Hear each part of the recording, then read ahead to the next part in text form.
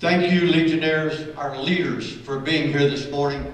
That's what we're going to talk about today. We're going to do something more direct please be seated, than we've ever done before. And I hope that we can grow from this exercise. There is nothing outside of the first two slides, the first three slides counting the introductory slide, that we're going to talk about in the next 45 minutes that's not been published and discussed for years. None of this is Fred says, except for the first three slides. All of this is what's out there.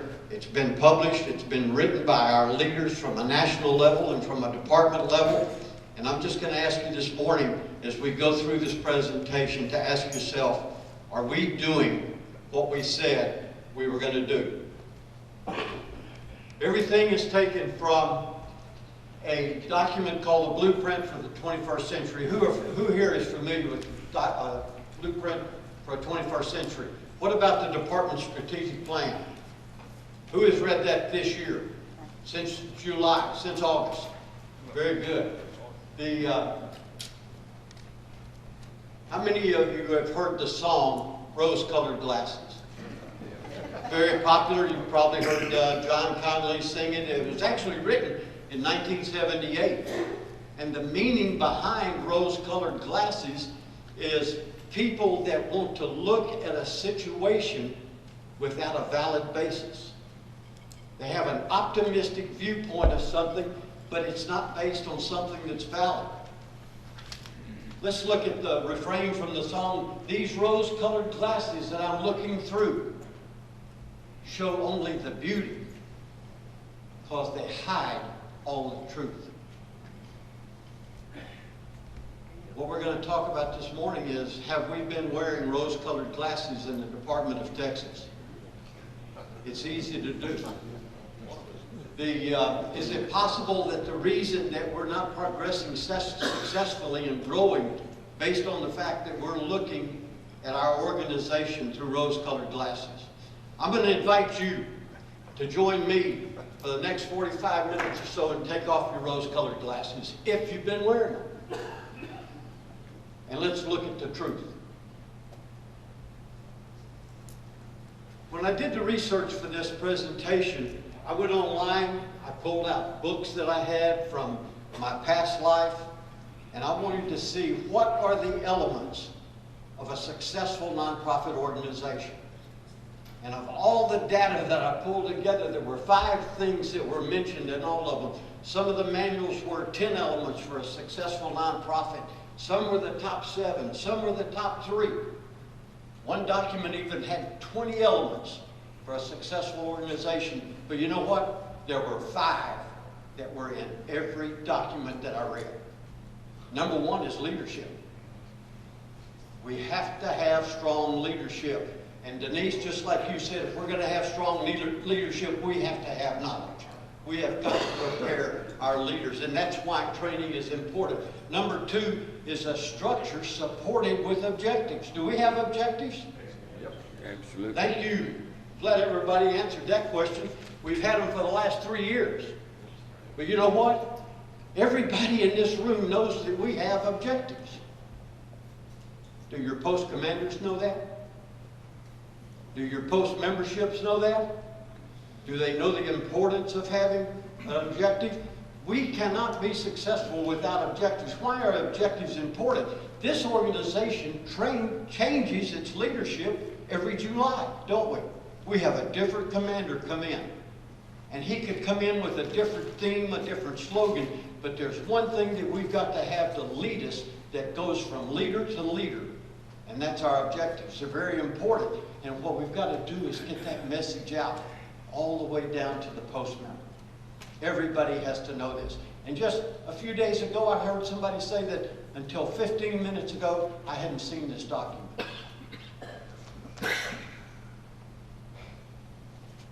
Number 3 is organization and individual talent. We have organization, do we not? We have individual talent. And a theme that I hear over and over and over again is I don't have anybody in my post that wants to do that job. I can't find this appointment, I can't do this.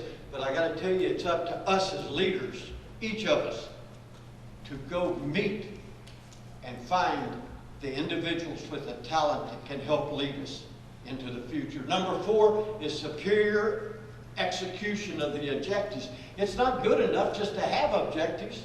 We have to execute. And that's one word we started really talking about a couple of years ago. We talked about action initially, and then we started talking about execution.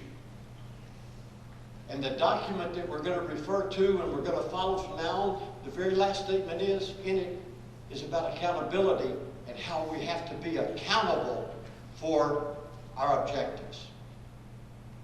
I didn't write that. Our leaders some years ago wrote that. I believe in it. With all my heart, I believe in it because I know it's right. Culture. We have to have the ability to accept and adapt to change. And that's a difficult one because some of us don't want to change. But we have to have that ability. Does anyone disagree with these elements? Please speak up now. Pretty factual, isn't it? It's pretty obvious. Now, what I'd like to do is to go to our department strategic plan and the 21st document for the 21st century, and I want to look at it. And I want to remind you one more time, not a word of this is mine. I copied it and pasted it from the document. Okay, let's take a look. Before we do, this presentation contains rhetorical questions. And the reason we're doing that is because a rhetorical question doesn't really call for you to answer it out loud. I'm not going to put you on the spot this morning, John, and ask you to answer a question. But what I want you to do is take off those rose-colored glasses and down in your heart, think about yourself and answer the question personally. It involves introspection. And through that way of looking at this, we can decide if we want to change, and we can make the decision if when we walk out the door in the next few minutes, if we want to put the rose-colored glasses back on, or if we want to keep them off. See, this is not to demean anybody or to put any down, but these questions are based on things that I have seen out in this organization that are worthy for you to question. What is the basis for the blueprint for the 21st century? It's our preamble. Our preamble consists of 10 twos. That is the very basis of this organization. The preamble was finalized at the St. Louis Caucus in 1990, 97 years ago in St. Louis, Missouri. I'm going to submit to you it's as important and powerful to us today as an organization as it was then. Does your post, my first rhetorical question, does your post in your general meetings recite the preamble at the beginning of your meetings?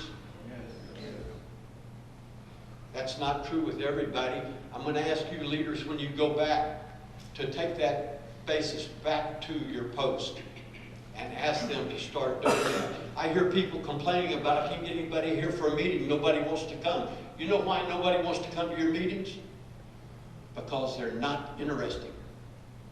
We're a group of military honorably discharged veterans.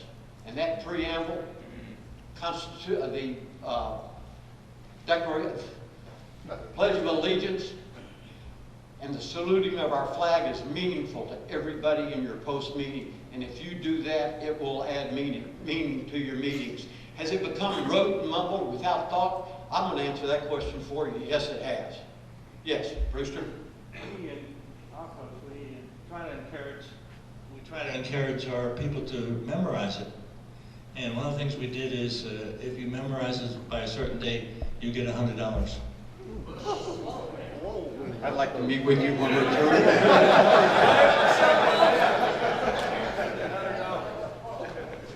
That's a great, I like incentives, that's a great incentive. But, you know, it's easy for us to mumble through this. And I've had people come up to me and say, well, what does this word mean?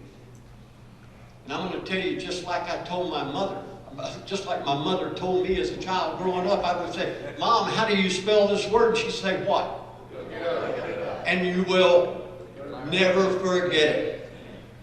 So if there's a word in there you don't know what it is, look it up, and you will never forget it. Has it become, is it meaningful to us today? Is the preamble to our Constitution 97 years old? Is it meaningful to us today? Yes. The answer to the question is only if we make it important. Why is it necessary to build a successful organization? This answer is so obvious. Survive. If we're going to continue to be a service organization, we have to survive. So we have to build a successful organization. This is a never-ending endeavor. What is the ultimate result if we don't build a successful organization? I'm sorry? We'll diminish, we'll go away eventually, won't we? And we complain about dues going up. But you know what? We could, in future years, be forced to making some very tough decisions as an organization right here in the Department of Texas, because it's all driven by the top line. If we don't have the revenue, you have to start cutting expenses at some point. And that's a very, very painful thing to do. How can we apply the blueprint for the 21st century? This, once again, is a direct quote right out of the document. It's personal contact at every leader, every level of what? Leadership. And we've talked about personal contact for 3 years. Personal contact is very important to us. It's made us successful in the past, and it will make us successful in the future. My question here is, what are some examples of personal contact that will lead to a successful organization? Who wants to give one? Give me an example of personal contact that will lead to a successful organization. Thank you. Glenda, I told you you couldn't say anything during this meeting. And here you raised your hand. Go right ahead. Well, one of the things is when you have new people come to your post, make them feel special.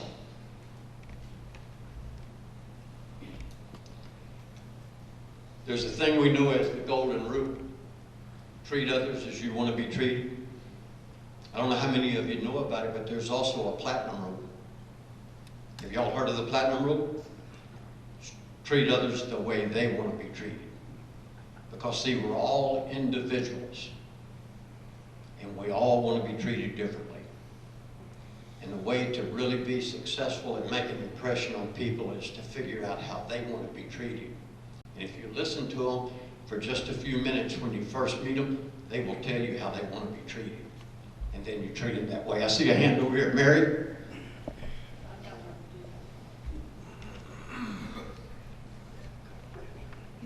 Mary Lying with Post 315. Call your members. Don't email them. You can email them too. But call them and talk to them. Because some people don't look at their emails. Email is a powerful tool if we use it correctly. There's another thing with this concept. Thank you, Mary. There's another item with this concept of treating people the way they want to be treated. And it's the last slide in the deal. But it's communication, and it's communicating with people the way they want you to communicate with them. Some people don't want email. Some people don't want anything but a personal contact. And that personal contact may even be more than just a phone call. It may be a personal visit. Shirley? Yes. Shirley Rogers, Post 271. I'm the post adjutant. When you get the request to transfer to your post from 4345, follow up on it. They appreciate those phone calls, and I've had several people transfer that way.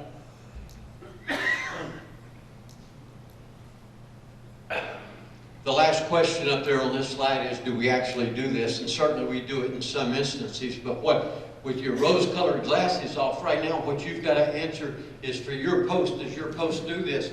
Or even ask yourself personally, do I do this? The 21st century listed some key challenges. The key challenges facing the American Legion have a common denominator. Think back to the first slide I showed you about the leadership of nonprofit organizations, the personal involvement of all Legion officers. It specifically says all Legion officers. It doesn't say all Legionnaires. The question is this challenge limited just to our officers? I don't think so. I think it involves all of us. There are 10 items listed in our strategic plan. I want to go through them with you individually, one by one. Vision is the very first thing that's listed. And I think vision is, all of these are extremely important, but if you don't have vision, the other 9 can go away because you don't need it. Vision is primary. We have to have vision. Our leaders have to be visionary. Every American Legion member must focus on service to the veteran. That's why we're here. To the veteran, to their families, and to our communities.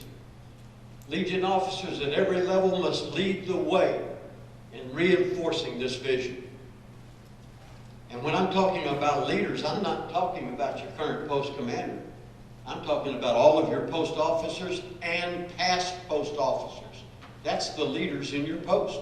That's the leaders in your district. That is the leaders in your division. And that is the leaders in your department. Question, is this priority in your local post? Is that what's happening in your local post? I'd like to ask you a question. We're going to discuss this one for a second. Is your post, is the American Legion a fraternal organization or is it a veteran service organization? It's both. Who said it? It's both. It's both. But where is our primary focus in your post? Don't answer that question. But think about it. Where is your primary focus? Who said it? Joe Page? Thank you for having the intestinal fortitude to step up and say it. In some cases it is, isn't it? Let's face it. I was talking to a person just 2 days before I wrote this lesson plan about joining our post. And that individual said to me, I belong to a fraternal organization already and I don't have time to join another one. And that's why I put that question up there, because the image that we have in our community with that particular individual was that we, the American Legion, is a fraternal organization. Our primary purpose, find that one for me in the preamble. We're a brotherhood, brothers and sisters, excuse me ladies, you know I'm generic. But the fact of the matter is, our true mission, our true priority is service members, active duty, their families, and our community, is it not? So we have to have vision. We have to have goals. Yes, sir. Johnny? Did you sign that member up? Yes. Yes, Johnny, because I explained to him the 4 pillars of the organization and went through what each one of those 4 pillars meant to him. You know, we had a membership drive here earlier this week in conjunction with a job fair. Thank you. It was very successful. Where's Bob Master? Right here. Bob had this help with the Texas Veterans Commission. They had a job fair. We had 56 vendors in there hiring people. 10 veterans got hired. We signed up. You had a double pocket full of applications and money and charge accounts. We met them as they came out of the door if they'd been into the job fair. Bob and I stood there all day long when we weren't filling out an application. We met them as they came out the door, and we explained to them that in conjunction and cooperation with the Texas Veterans Commission, that we were here to help do the job fair because that's what we as the American Legion do. And we followed it up with a question. Are you familiar with the American Legion? I didn't get very many of these. but I had a lot of people coming out of there saying, yes, and we appreciate you doing that. And the next question, would you like to be involved with an organization that helps veterans like this? And they say, yes, where can I sign up? People won't, did that bell go off because I'm over time?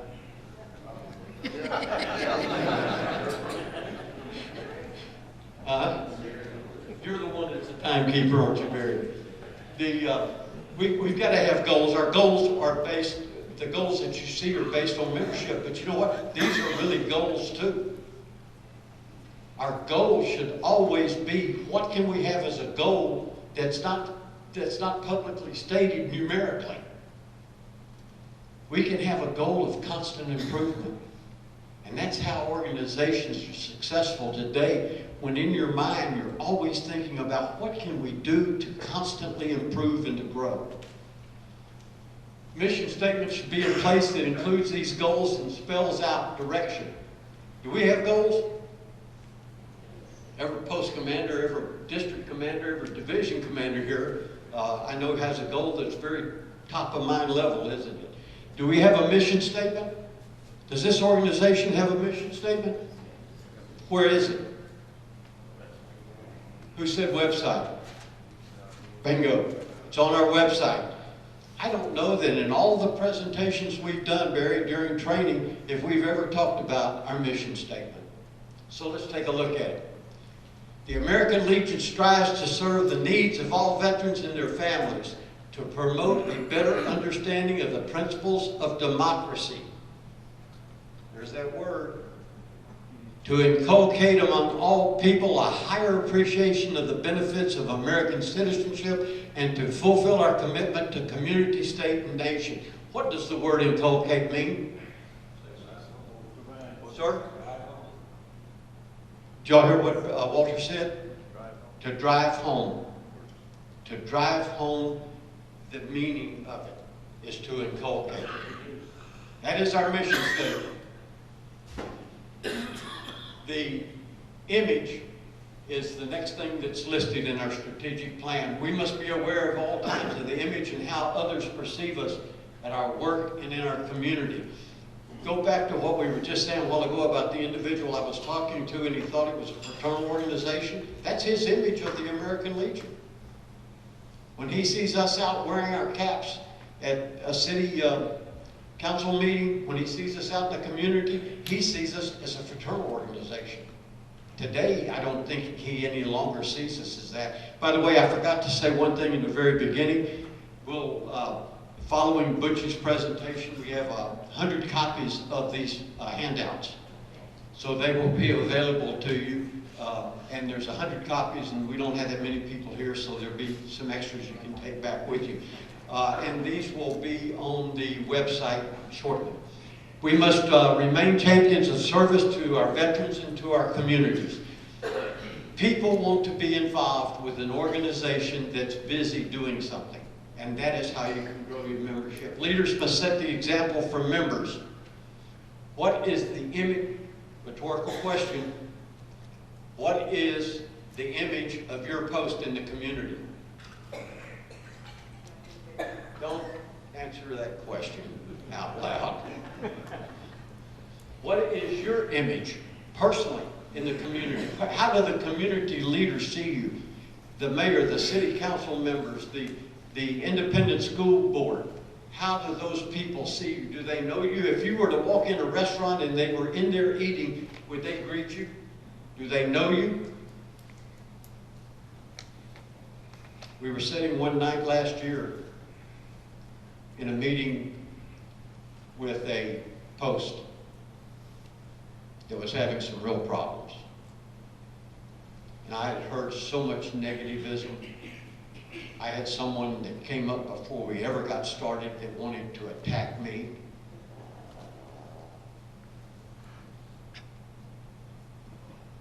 As the meeting grew long and I had another chance to speak, I said, if I were to go to your city council meeting and ask them what they thought about your American Legion post, what would they say? And the adjutant spoke up quickly. And he said they would tell you that they want us to close. We have another post that I was involved in last year that we were trying to, it had shut down. And we were trying to get it revitalized. We wanted to go in and revitalize. The sheriff and the community said, we don't want you here.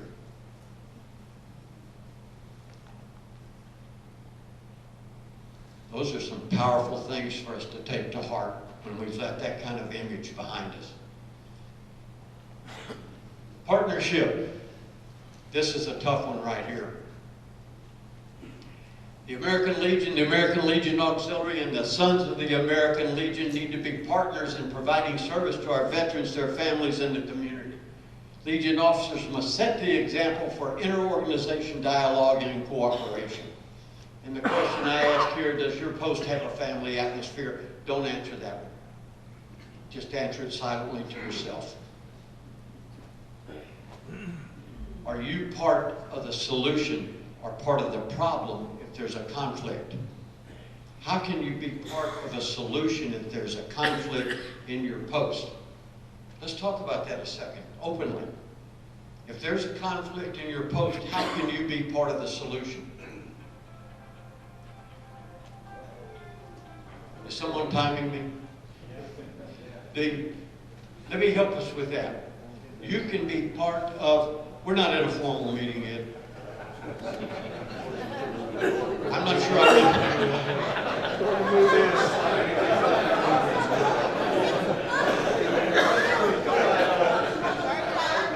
Bush Barks, do you see what just happened? I can have them eject you if you open up on me.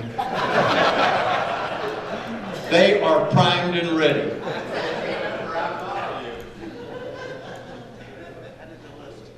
You can be part of a solution in a conflict by not being part of it.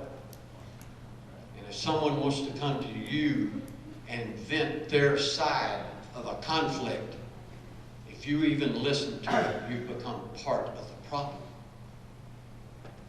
To be part of the solution, you've got to walk away from it. We've got to handle conflicts head up. And our leaders have to have the backbone and determination to do it and put an end to it. We have some infighting going on, don't we? We have some and any organization will. Yes, it's in every organization you belong to. If you want to think about it from a very personal level, you can have it in your very relationship with your spouse. You have a choice. You can either create a problem or you can be part of the solution. One thing that I used to instruct my team in my past life, because I believe in debate. I believe debate is healthy. And I used to encourage them when we're in a meeting and an issue has come up and we've got to make a decision, I want every one of you to voice your opinion. Tell us what you think. But once we vote on it, once we make a decision, every one of us will walk out that door like it was our idea originally. Think about that concept. But what do? If we don't agree with something, we keep picking at it. Any of you here ever raised chickens? JT, you know what I'm talking about.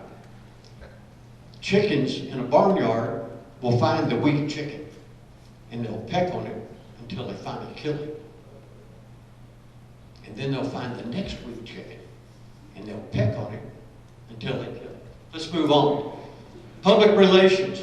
Jerry's going to cover this in a minute, and it's a critical element of growing our membership.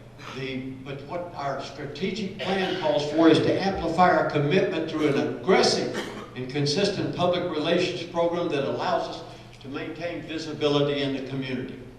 If we don't have a public relations officer or appointment in every post, at every district, at every division, at the department level, we're missing the best opportunity we'll ever have. Community service committees, the Chamber of Commerce, and business associations are excellent opportunities for us to work. Rotary Club. Has every post represented here today been invited by the Rotary or the Lions to come speak to them on Veterans Day or the meeting just preceding Veterans Day? It's a great opportunity and they would love to have you. And you don't even have to be able to write a speech. How can you prepare a speech for Veterans Day to go talk to your Rotary Club? Go on the national website, copy it off, take out what you don't like, put in what you want, personalize it, and you've got a speech. Become involved in the community with public relations opportunities that tell the Legion story. They don't know it, and guess what? Some of your members don't even know what you do. So public relations, and I'm not going to get into Jerry's presentation, but it's internal and it's external. We've got to tell our members what we're doing, and we've got to tell the public. Programs. We've talked about programs since the very beginning that we started our training 4 years ago. Our service to veterans in our communities is manifested in our programs. Legion officers at every level should be coaches, motivators, and consultants in helping post, develop, and maintain programs. Are we doing that? The question I have here, what is your district doing to help inspire posts to participate in Legion programs? Only 46% of the posts in the Department of Texas participated in Boy State last year. We sent 1,030 young men to Boy State. And only 46% of our posts decided to participate in that. Huge opportunity for us. Some of you know one of my favorite pet peeves is our CPRs, Consolidated Post Reports. I don't know the latest figure. I wish Tom Harlan was here, maybe he could tell us. But I know what it was 2 years ago, 47%. And I was up in Indianapolis, Denise and Mike happened to be there at the time, and I was personally embarrassed because the state of Texas was called out for having less than 50% of our posts submit a CPR. And there's no call for it. And not only that, but if you look at the strategic plan, it becomes a responsibility of every district commander to make sure that every post sends one in.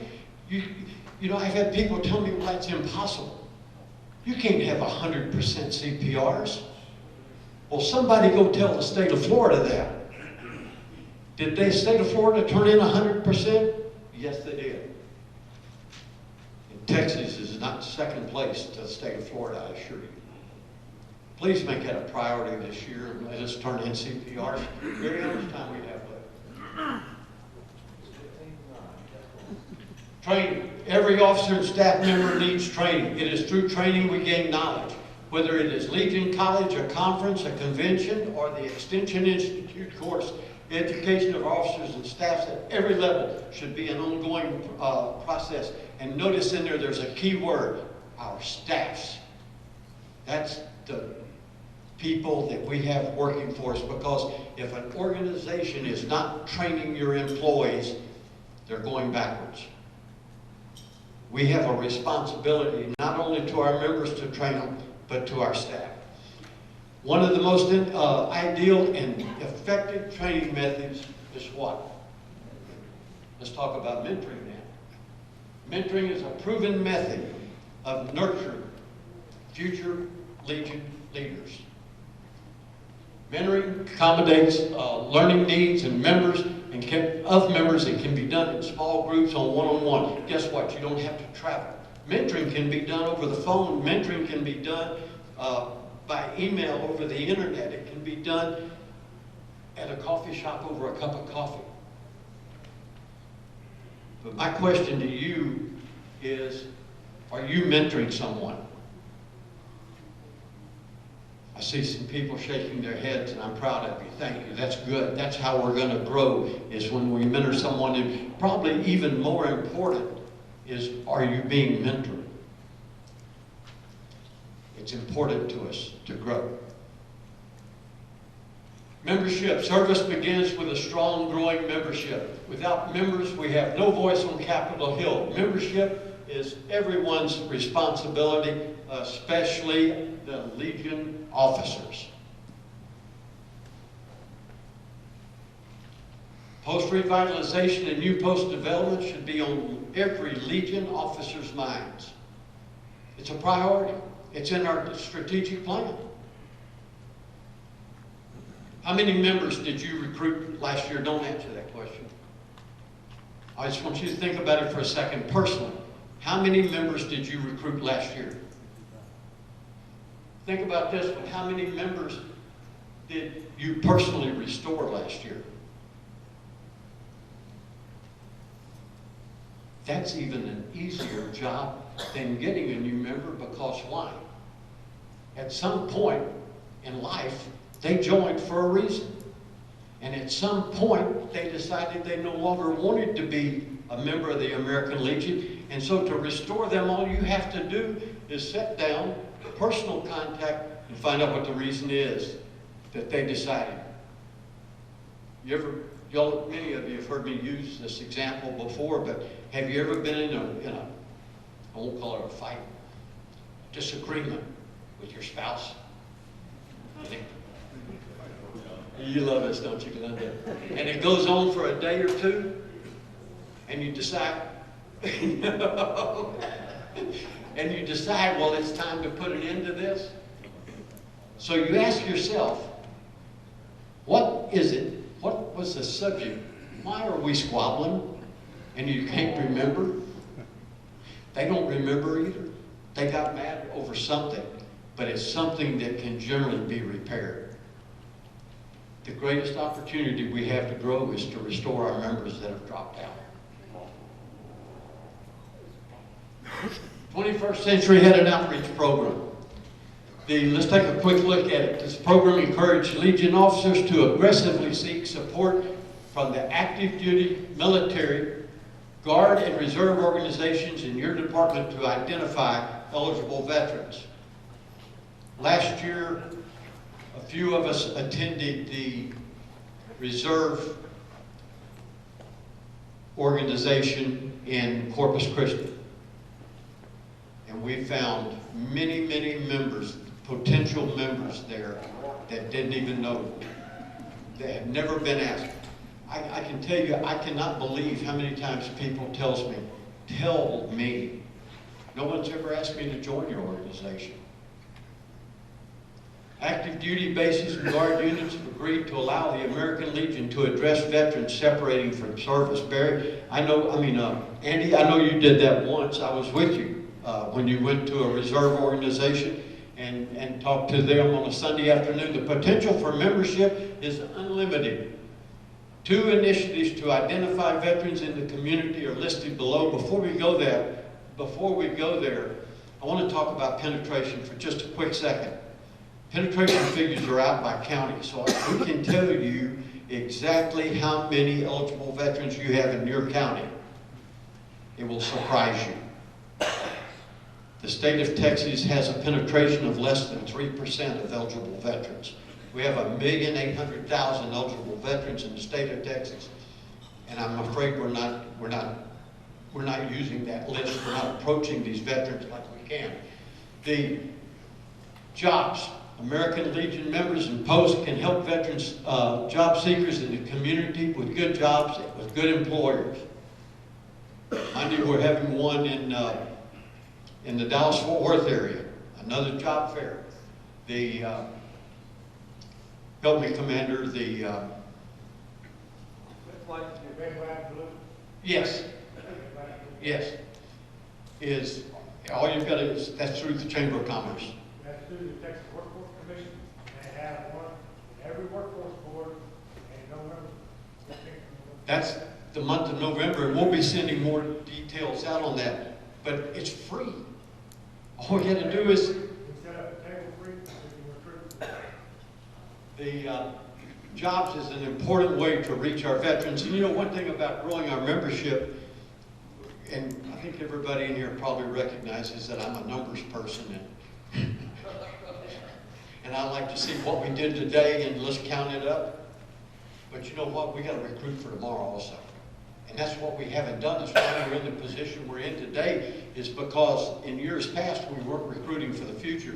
And someone seeking a job today may not have the money or may not want to join the American Legion, but you can make that impression that we're here to help veterans in the community, and they will remember that. We've got to get rid of this. I don't even know what the American Legion does. Question: how were you involved last year in helping unemployed veterans find, or their spouses find jobs? How are you committed to helping this year? The other thing is the internet, and we got to show leadership by thinking outside the box when it comes to finding new sources of eligible veterans, and the internet is a great source for us.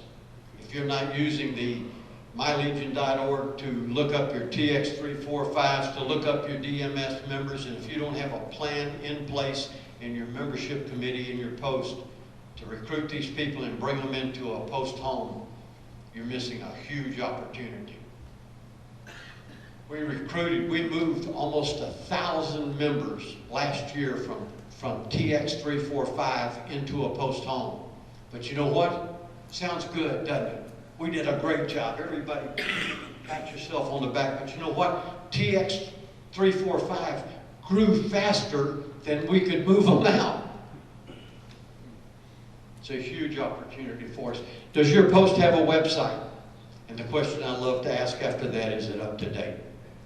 Because most of the people that say, yes, we have a website, when you ask them if it's up to date, they no longer shake their head yes.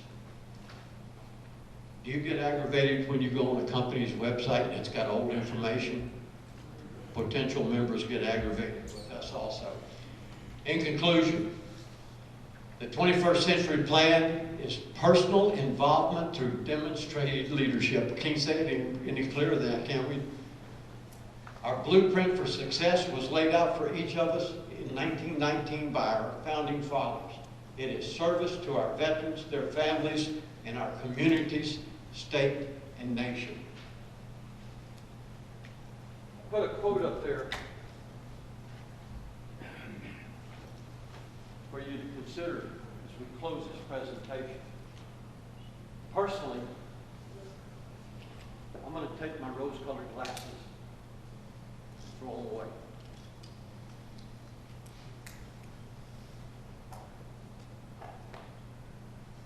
I'm going to ask each one of you to consider doing the same thing when you leave here today. Let's start looking at the future with reality, not an optimistic viewpoint that does not have a valid basis. Shirley or Mary? We can't hear you. I'm sorry. We can't hear you, I don't think I can repeat that. but you're not on speaker. I am. No, you're not. We can hear you over here. I just tore up my rose-colored glasses. Okay. And I'm inviting each of you to do the same as you leave here from this conference. Thank you very much. You're a great audience, and I appreciate it.